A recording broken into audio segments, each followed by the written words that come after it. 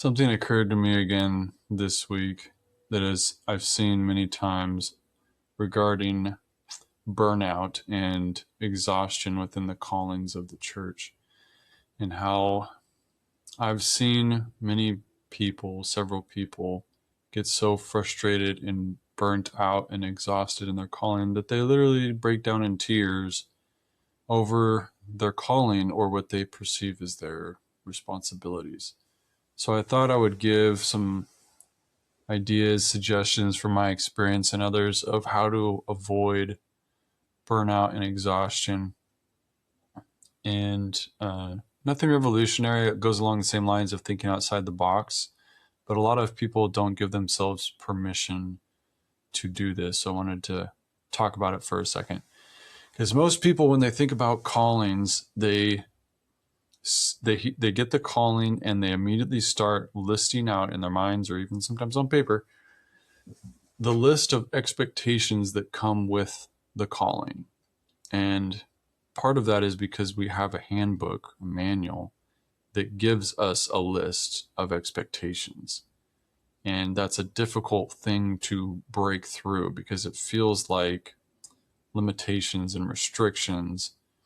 And oftentimes, when you feel burned out or exhausted, it's because of those limitations. It's because you have put in front of yourself a list of expectations and you're trying to check the list of all the expectations, and it's exhausting.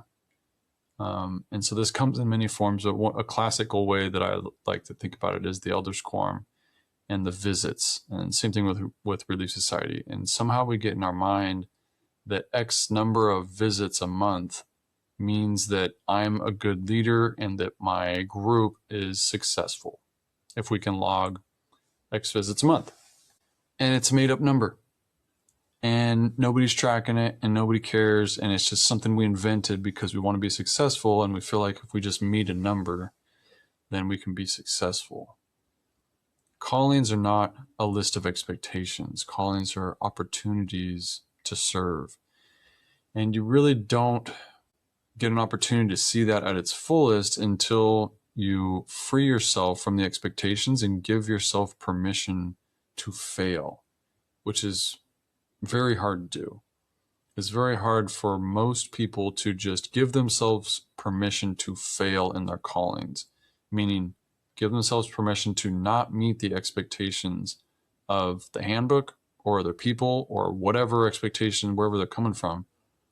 Because as soon as you do that, as soon as you say, I'm not going to meet these expectations, you have to come up with an alternative plan, and the Spirit is free to inspire you when you do that with all kinds of new ideas.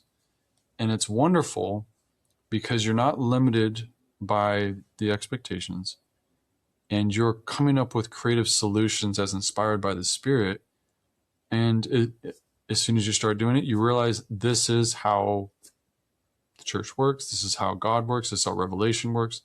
This is how the restoration works, is people trying new things outside of the preferred guidelines. And we find things that work, and then those become the new guidelines and standards and expectations. And it's great. But for those of us who are struggling with calling exhaustion, it serves a second purpose, which is to free ourselves of the exhausting expectations, to renew that spirit of enthusiasm within our callings. And one of the things that's interesting to me, because I see it at church and at work, is that you'll see people get a new assignment. When they get a new assignment, they're flooded with these ideas because they've been observing something for a while and they don't like the thing that they've observed. Now they're put in charge of that thing and they've got these ideas to make improvements on all the things they didn't like. And so you do those things as the new leader. And then after you do those things, you now get used to the new normal from the changes that you've made. And it's hard to continue to have the same enthusiasm as when you first got in. And this is why turnover is very common in a lot of roles, because you want new ideas, fresh perspectives coming in all the time. Well, you can do that consistently and constantly. It's hard, but you can do that. You can have fresh perspectives, asking yourself questions like, what would I do if this was the first time I was considering this? Or if I had to start over, or if I had a blank slate, how would I do this from scratch? Those types of questions really bring to light the inspiration that God has in store for the stewardship that you have. And again, the secondary effect that's so wonderful is that it's really hard to get burnout. It's really hard to get exhausted when you feel inspired to lead the saints in new ways.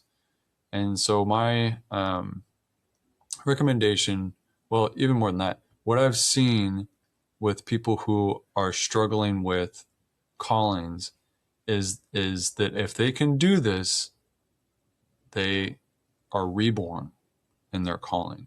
They find a new energy and a new spirit, a new enthusiasm because they put aside all of these lousy expectations and they just accept that they're going to do things differently. And maybe some people won't like that, but if they truly seek out the spirit, they will take a step forward, take a step back, take two steps forward, take a step back, and they'll move forward with mistakes faster than they would have trying to meet all these expectations.